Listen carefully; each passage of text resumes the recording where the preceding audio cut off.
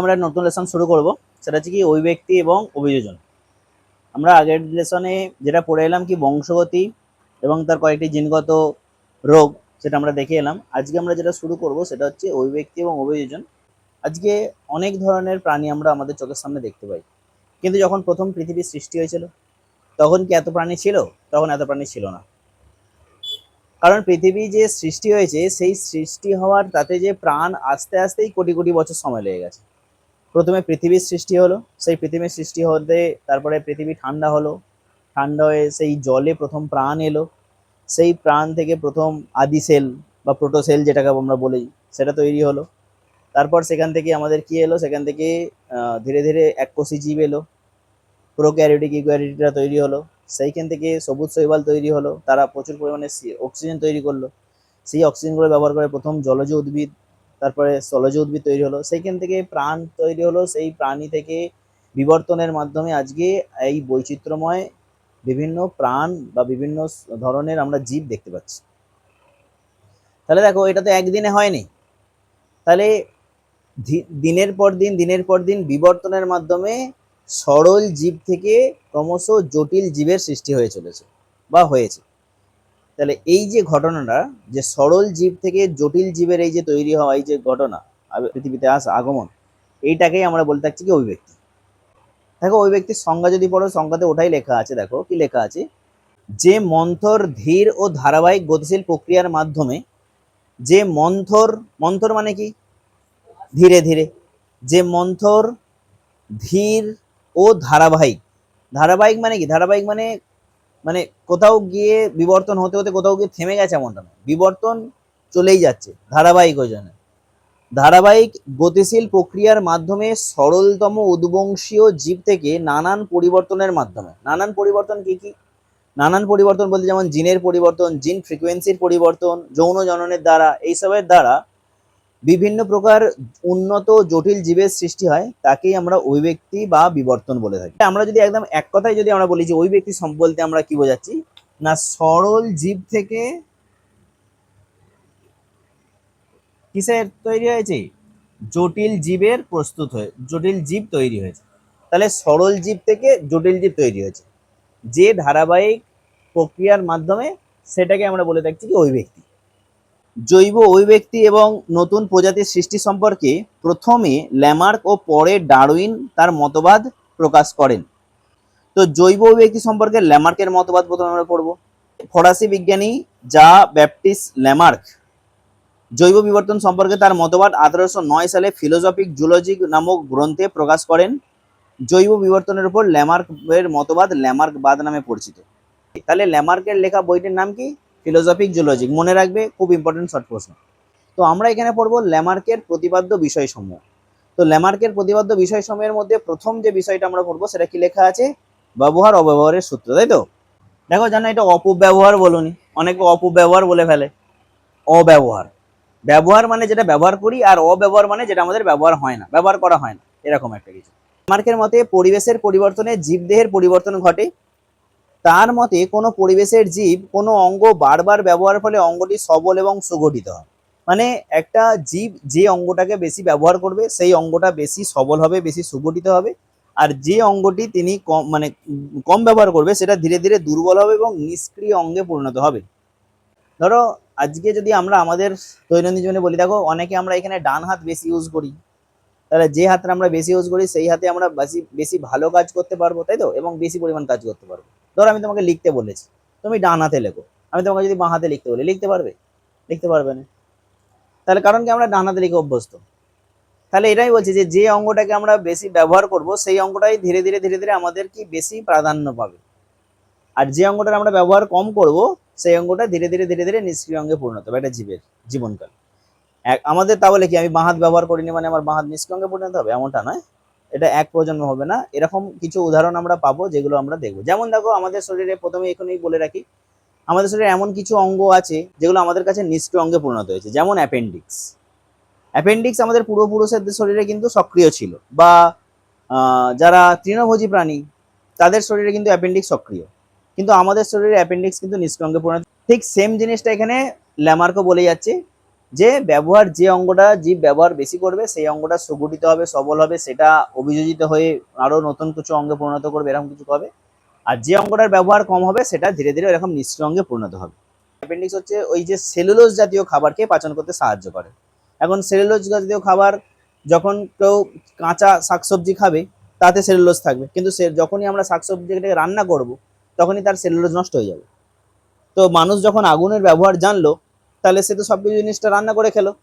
এখন ধীরে ধীরে তার সেলুলোজ, তার শরীরে তো সেলুলোজ ভাঙার জন্য যে উৎসেচক তার প্রয়োজন হচ্ছে না। তাহলে অ্যাপেন্ডিক্স দেখছে কি, অ্যাপেন্ডিক্স দেখছে যে আমি যে সেলুলোজ ভাঙার জন্য যে উৎসেচক তৈরি করছি সেটা শরীরে কাজে লাগছে না, ফলে ধীরে ধীরে কি ও কার্যক্ষমতা হারাতে হারাতে হারাতে হারাতে আমাদের শরীরে অ্যাপেন্ডিক্স নিষ্ক্রিয় অঙ্গে পরিণত হয়ে গেল। কিন্তু যারা তৃণভোজী প্রাণী যেমন গিনিপিগ, এদের শরীরে কিন্তু অ্যাপেন্ডিক্স সক্রিয় প্রক্রিয়া আছে, কারণ ওরা কাঁচা, তৃণভোজী প্রাণীরা তো শাকসবজি খায় কাঁচা, তো তাদেরকে তো সেলুলোজ ভাঙতে হবে, সেই সেলুলোজ ভাঙার জন্য তাদের শরীরে কিন্তু আছে। তাহলে দেখো, একটা অঙ্গের ব্যবহার না করে সেটা নিষ্ক্রিয় অঙ্গে পরিণত হলো। তো ব্যবহারের সবক উদাহরণ কি বলছে, দেখো বলছে যে জলচর প্রাণীদের সাঁতার কাটার ফলে পায়ের ব্যবহার বেশি হওয়ার ফলে পায়ের আঙুলের মাঝে চামড়া তৈরি হয়ে লিপ্ত পদ গঠন হওয়া। মানে আমাদের যদি আঙুল দেখো, এই আঙুলের মাঝখানে কোনো চামড়া আছে নেই, কিন্তু হাঁসের তুমি দেখবে দেখবে যে তার এই যে আঙুলগুলো আছে না, সেই আঙুলের একটা পাতলা চামড়া দিয়ে এইগুলো সব জোড়া, আঙুলগুলো সব জোড়া, এইগুলোকে বলে কি লিপ্ত পদ। তাহলে তারা জলচর প্রাণীরা তারা তারা বেশি পরিমাণ জলে এই পাটা ব্যবহার করেছে বলে তাদের সাঁতারের সুবিধার্থে সেটা তৈরি হয়েছে। উঁচু গাছের পাতা খাওয়ার জন্য গলা বেশি ব্যবহারের ফলে জিরাফের গলা লম্বা হয়েছে। এটা একটা ল্যামার্কের ব্যবহারের সূত্র বলে যাচ্ছে যে প্রথম দিকে জিরাফের কিরম গলা ছিল, প্রথম সৃষ্টির সময়কালে জিরাফের গলা ছিল ওই ঘোড়া গরু এদের যেমন গলার দৈর্ঘ্য তেমনই ছিল। ল্যামার্ক বলছে যে যখন নিচে খাবার কমে গেল, উঁচু গাছের পাতা খাওয়ার জন্য তারা ধীরে ধীরে গলা লম্বা করার চেষ্টা করলো, ব্যবহার বেশি করলো, ফলে কি হয়েছে, গলা এরকম লম্বা হয়ে গেছে। ব্যবহারের সূত্র তিনি এটা বলে গেছেন। অব্যবহারের সূত্র যদি আমরা দেখি, দেখো অব্যবহারের সূত্র বলছে, দেখো সাপের পূর্বপুরুষের পা ছিল, এখন আমরা সাপের পা দেখতে পাই? সাপের পা দেখতে পাই না। তো পূর্বপুরুষের পা ছিল, কিন্তু সেই গর্তে চলার সময় বা বুকে ভর দিয়ে চলার সময় তাদের পায়ের ব্যবহার না হতে হতে হতে পার নিষ্ক্রিয় পরিণত হচ্ছে এবং ধীরে ধীরে সেটা শরীর থেকে অবলুপ্ত হয়ে গেছে। তো এটা অব্যবহারের সূত্র। আবার দৌড়াতে সক্ষম উট পাখি ডানা ব্যবহার না করার ফলে ধীরে ধীরে উট পাখির ডানা নিষ্ক্রিয় পরিণত হয়েছে। তাহলে ব্যবহার এবং অব্যবহারের সাপেক্ষে দুটোতেই আমরা উদাহরণ পেলাম। তাহলে আমরা প্রথমটা কি জানলাম, ব্যবহার অব্যবহারের সূত্র ইম্পর্টেন্ট, কিন্তু ল্যামার্কের এই মতবাদগুলো ভালো করে বুঝে কিন্তু পড়বে। হ্যাঁ, এইগুলো থেকেই প্রশ্ন একদম হয়। এরপরে যেটা লেখা আছে সেটা বলছে কি, অর্জিত বৈশিষ্ট্যের বংশানুসরণ। এটা সংক্ষেপে কি বলছে, অর্জিত বৈশিষ্ট্যের বংশানুসরণ কি বলছে দেখো, ল্যামার্কের মতবাদ, দ্বিতীয় মতবাদ বলছে কোন জীব তার জীবনকালে পরিবেশের প্রভাবে বা নিজের চেষ্টায় যে বৈশিষ্ট্য অর্জন করে সেই বৈশিষ্ট্যটা তার পরবর্তী প্রজন্মে সঞ্চারিত হবে। এটাকেই বলছে যে অর্জিত বৈশিষ্ট্যের বংশানুসরণ। বংশানুসরণ মানে কি, মানে এক বংশ থেকে এক প্রজন্ম থেকে পরবর্তী প্রজন্মে যাওয়া। তো একটা জীব তার জীবনকালে যে বৈশিষ্ট্যটা সঞ্চয় করলো বা গ্রহণ করলো বা যে নতুন বৈশিষ্ট্যটা পেলো, সেটা কি করবে, সেটা তার অপত্যদের মধ্যে সঞ্চারিত হবে। এটাকে বলে কি, অর্জিত বৈশিষ্ট্যের বংশানুসরণ, যেটা ল্যামার্কের দ্বিতীয় মতবাদ আমরা জানলাম। তার সাপেক্ষে উদাহরণ কি বলছে দেখো, বলছে যে উঁচু গাছের পাতা খাওয়ার জন্য জিরাফের গলা ক্রমশ লম্বা হয়, এটি একটি অর্জিত বৈশিষ্ট্য, আর এই বৈশিষ্ট্য পরবর্তী জিরাফের মধ্যে সঞ্চারিত হয়। নতুন প্রজাতির উৎপত্তি বলছে দেখো, বলছে যে প্রতি প্রজন্মে জিরাফের গলা একটু করে লম্বা হওয়ার ফলে জিরাফের গলা তার পূর্বপুরুষের গলা অপেক্ষা অনেকটাই লম্বা হয়ে যায়। মানে প্রত্যেক প্রজন্মে কি হচ্ছে না, তার জিরাফের গলাটা কি হচ্ছে, একটু একটু একটু করে বৃদ্ধি পাচ্ছে, এবং বৃদ্ধি পেতে পেতে পেতে পেতে পূর্বপুরুষ থেকে একটা সম্পূর্ণ পৃথক একটা প্রজাতি তৈরি করে ফেলে। জীব তার জীবনকালে যে বৈশিষ্ট্য অর্জন করলো সেটা পরবর্তী প্রজন্মে কি হলো, সঞ্চারিত করলো। এবার এই বৈশিষ্ট্যগুলো সঞ্চারিত হতে হতে হতে হতে এমন এক বৈশিষ্ট্যকারী জীব এসে গেল যে পূর্ব থেকে যে জীবটা থেকে এই বৈশিষ্ট্য সঞ্চালন শুরু হয়েছিল সে থেকে সম্পূর্ণ পৃথক হয়ে গেছে। তাহলে পৃথক হয়ে যাওয়ার কারণে কি হয়েছে, স্যার একটা নতুন প্রজাতি তৈরি হয়ে গেছে। তাহলে এটাই হলো কি, এটাই হলো নতুন প্রজাতির উৎপত্তির ব্যাখ্যা। এরপরে আমরা যেটা জানবো যে জৈব অভিব্যক্তি সম্পর্কে আরেকজন বিজ্ঞানীর আমরা মতবাদ পড়বো, সেটা হচ্ছে ডারউইন। প্রথম প্রতিপাদ্য বিষয় কি, অত্যাধিক মাত্রায় বংশ বৃদ্ধি। অত্যাধিক মাত্রায় বংশবৃদ্ধির মূল বিষয় কি বলছে দেখো, বলছে যে সমস্ত জীবের অন্যতম বৈশিষ্ট্য হলো প্রজননের দ্বারা অত্যাধিকারে বংশধর সৃষ্টি করা। সমস্ত জীবেরই একটাই লক্ষ্য কি না, সে তার অস্তিত্বকে বা তার জীবের সংখ্যা বাড়াতে চায়। উদাহরণ দিয়েছে দেখো, বলছে যে একটা হাতি অত্যন্ত ধীরে বংশবিস্তার করলেও বা বংশবৃদ্ধি করলেও বলছে তার 90 বছরের জীবনকালে কটি অপত্য দেয়, 6টি অপত্য দেয়।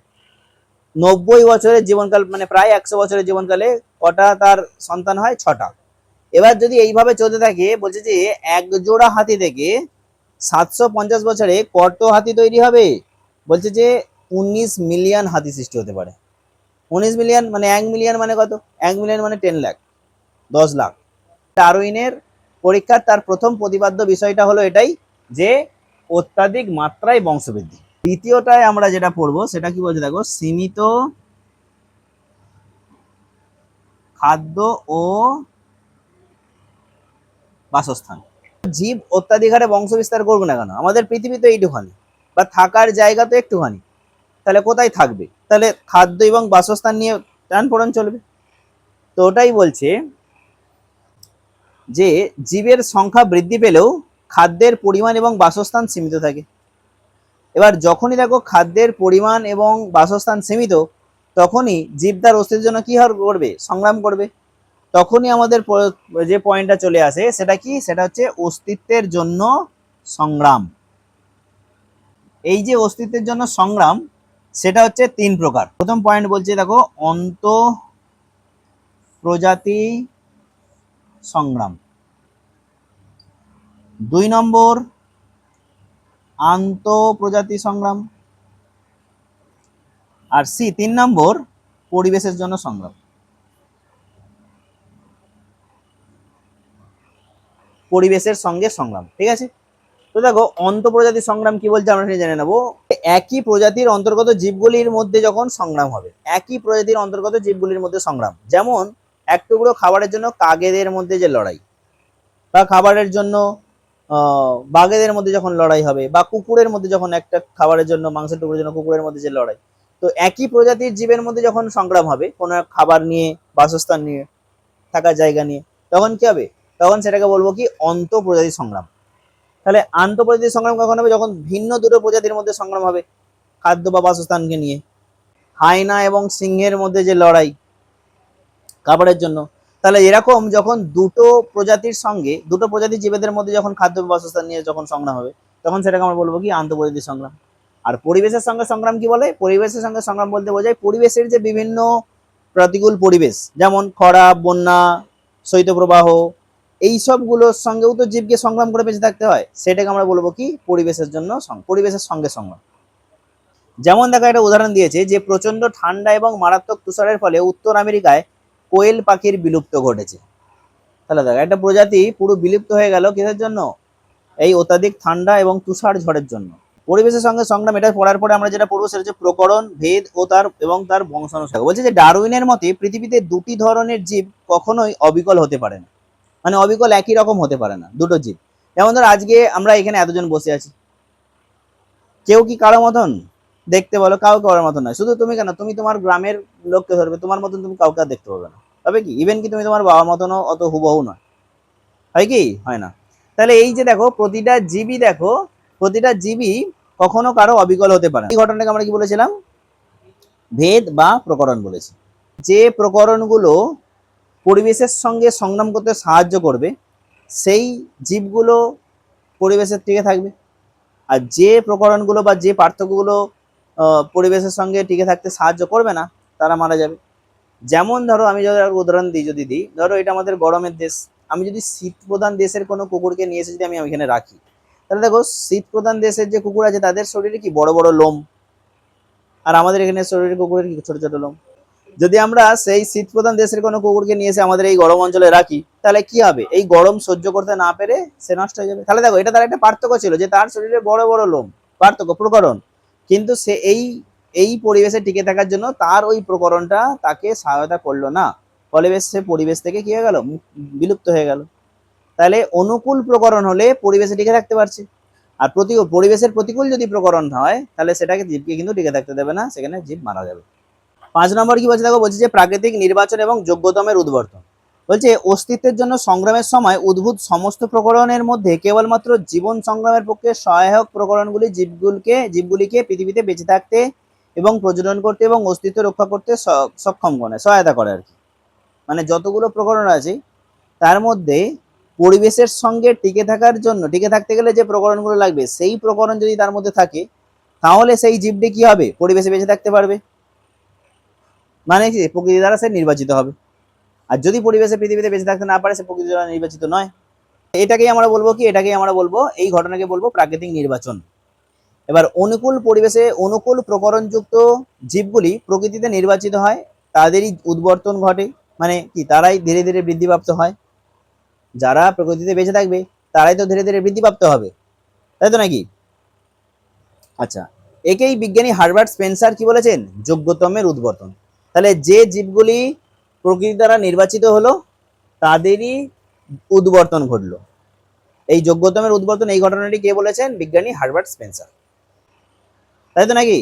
তাহলে অনুকূল প্রকৃতিতে অনুকূল যে প্রকরণগুলো, সেইগুলো জীবকে প্রকৃতি দ্বারা নির্বাচিত হতে সহায়তা করলো, এবং তাদেরই যোগ্য, মানে সে তাদের যোগ্য হলে বিবেচিত হলো এবং তাদেরই উদ্বর্তন ঘটলো। এরপরে দেখো, এরপরে লাস্ট যে পয়েন্টটা আলোচনা করছে সেটা কি, সেটা হচ্ছে নতুন প্রজাতির উৎপত্তি।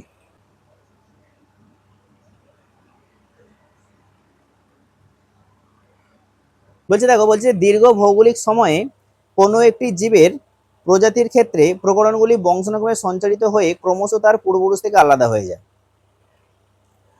দেখো, যে জীবটা প্রকৃতি দ্বারা নির্বাচিত হলো সে যোগ্য বলে বিবেচিত হলো। এবার যোগ্য জীবের কি হলো, উদ্বর্তন ঘটলো, মানে কি সে ধীরে ধীরে পরিবেশে বৃদ্ধিপ্রাপ্ত হলো, মানে পরিবেশ থেকে কিছু নতুন নতুন বৈশিষ্ট্য সংগ্রহ করতে পারলো। এবার এইভাবে নতুন নতুন বৈশিষ্ট্য সংগ্রহ করতে করতে করতে করতে করতে করতে সে কি হলো না, একটা সময় পরে গিয়ে পূর্বপুরুষ থেকে সম্পূর্ণ পৃথক প্রজাতি তৈরি করে ফেললো, অনেকটা অর্জিত বৈশিষ্ট্যের বংশানুসরণেরই মতন। তো এইভাবে পূর্বপুরুষ থেকে পৃথক হয়ে যে অধিক অভিযোজিত জীবটা তৈরি হলো, সেই অধিক অভিযোজিত জীবটিকে আমরা নতুন একটা প্রজাতি বলে গণ্য করলাম।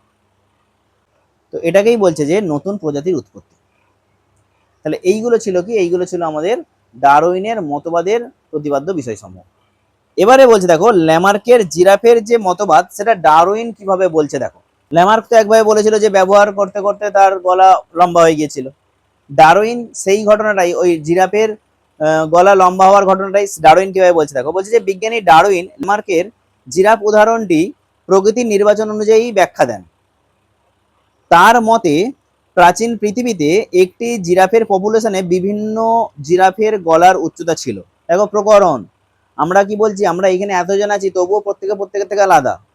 ডারউইনও বলছে যে জিরাফের যে পপুলেশন ছিল সেই পপুলেশনের মধ্যে ছোট গলাযুক্ত জিরাফও ছিল আর লম্বা গলাযুক্ত জিরাফও ছিল। প্রকরণ, প্রকরণ মানে কি, এই একই প্রজাতির মধ্যে, একই প্রজাতি হলেও জীবেদের মধ্যে আলাদা পার্থক্য আছে, ওটাই বলছে। কি বোঝা গেছে? এর মধ্যে যেগুলির গলা যথেষ্ট লম্বা ছিল না তারা উঁচু গাছের ডালের যে পাতা আছে সেই পাতার নাগাল পেত না, ফলে তারা গাছের পাতা যথেষ্ট না খেতে পেয়ে মারা গেল অথবা প্রজনন করতে সক্ষম হলো না। যখন নিচে খাবার কমে আসলো, সেটা বিভিন্ন কারণ হতে পারে, তারা কি উঁচু উঁচু গাছের খাবারের নাগাল পেল না বা ঠিকঠাক প্রজননে অংশগ্রহণ করতে পারলো না, ফলে কি হলো না, তাদের সংখ্যা ধীরে ধীরে কমে এলো। আর যাদের গলা লম্বা ছিল তারা উঁচু গাছ থেকে পাতা সংগ্রহ করতে থাকলো, খেতে পেলো ঠিকঠাকভাবে প্রজনন করে তার বংশকে ঠিকঠাকভাবে এগিয়ে নিয়ে যেতে পারলো। তো এইভাবে কি হলো না, ছোট গলাযুক্ত যে জিরাফগুলো ছিল সেগুলো ধীরে ধীরে কমতে কমতে কমতে কমতে কমতে কমতে কি হলো, একসময় অবলুপ্ত হয়ে গেল এবং শেষে পরিস্থিতি টিকে থাকলো কারা, যারা লম্বা গলাযুক্ত জীব, তারাই একমাত্র পরিবেশে টিকে থাকলো। ডারউইনের তত্ত্বের সীমাবদ্ধতা কি বলছে, বলছে যে জীবদেহে প্রকরণের উৎপত্তি এবং তার বংশানুক্রমিক সঞ্চারণ সম্বন্ধে ডারউইন কোনো ব্যাখ্যা দিতে পারেনি। মানে এই যে পপুলেশনে এই যে তোমার ধরো লম্বা গলাযুক্ত জিরাফ এবং ছোট গলাযুক্ত জিরাফ কিভাবে সৃষ্টি হলো, বা কিভাবে লম্বা গলাযুক্ত জিরাফের বৈশিষ্ট্যটি এক প্রজন্ম থেকে পরবর্তী প্রজন্মে সঞ্চারিত হতে থাকলো, তার কোনো ব্যাখ্যা দিতে পারেনি। ওই ব্যক্তির অন্যতম মূল উৎস হলো মিউটেশন বা পরিব্যক্তি। আমরা মিউটেশন পড়েছিলাম, জিনের আকস্মিক পরিবর্তন, মিউটেশন। তো সেই মিউটেশন বা পরিব্যক্তি, ওই ব্যক্তিতে যার গুরুত্ব তিনি অনুধাবন করতে পারেননি। এই ওই ব্যক্তি বলতে গিয়ে পরিব্যক্তি বা মিউটেশনের কোনো কথাই তুলতে আসতে পারেনি। কারণ দেখো, জিনের যে পরিবর্তন, আকস্মিক পরিবর্তন, এইসব ঘটনাগুলো ব্যাখ্যা করা তখন সম্ভব হয়নি, তখন জানতেই পারেনি কেউ। এই সময় ডারউইন বা ল্যামার্ক যখন গবেষণা মানে এইগুলোকে নিয়ে যখন বলে যায়, তো সেই হিসাবে তারা এই কথাগুলো বলতে পারেনি। কারণ একটা জীবের মধ্যে নতুন বৈশিষ্ট্য আসে কিভাবে, এই মিউটেশনের কারণেই আসে। জিনের আকস্মিক পরিবর্তনের ফলেই তো হয়, জিনের গঠনের পরিবর্তন হলে তবেই বৈশিষ্ট্যের পরিবর্তন আসে। আজকে আমরা পিতামাতা থেকে তৈরি হলেও সম্পূর্ণ পিতামাতার মতো নয়। ডারউইন কেবল যোগ্যতমের উদ্বর্তন নিয়েই ভেবেছিলেন, যোগ্যতমের আবির্ভাব নিয়ে তিনি কোনো ব্যাখ্যা দিতে পারেননি। এটাই বললাম। দেখো, জিরাফের গলা লম্বা ছিল তাই সে যোগ্যত প্রাণী বলে বিচিত হয়েছিল, মানে বিচার পেয়েছিল। কিন্তু সেই যে লম্বা গলা যদি জিরাফ কিভাবে এলো, যোগ্য জীবের আবির্ভাব কিভাবে হলো, সেটার কোনো তিনি ব্যাখ্যা দিতে পারেননি। তাই কারণ দেখো, যখন পিতার থেকে এবং মাতার থেকে ওই 22 খানা এবং 22 খানা ক্রোমোজোম এসে যখন যুক্ত হচ্ছে, তখন কি হচ্ছে, ওই ক্রোমোজোম গুলো নিজেদের মধ্যে আবার পুনঃসংযুক্তি করছে, মানে নিজেরা আবার জোড় গঠন করে আবার নতুন ভাবে সজ্জিত হচ্ছে। তো এই নতুন ভাবে এই সজ্জিত হওয়ার সময় সেইখানে কি হয়, এই জিনগুলোর পরিবর্তন হয়ে যায়। তো জিনগুলোর পরিবর্তন হয়ে যাওয়া মানে নতুন বৈশিষ্ট্যযুক্ত জীব আসে, নতুন করে আসে, নতুন ডিএনএ, নতুন কিছু তৈরি হয়। আচ্ছা, যেটা এই ডারউইন এই যে ব্যাখ্যাটা, এই ব্যাখ্যাটা যেতে পারেন। তো এইটা ছিল কি ডারউইনের সীমাবদ্ধতা। তাহলে আজকে আমরা পড়লাম কি ল্যামার্কের মতবাদগুলো দেখলাম এবং ডারউইনের মতবাদগুলো দেখলাম। এই মতবাদগুলো একবার ভালো করে দেখবে।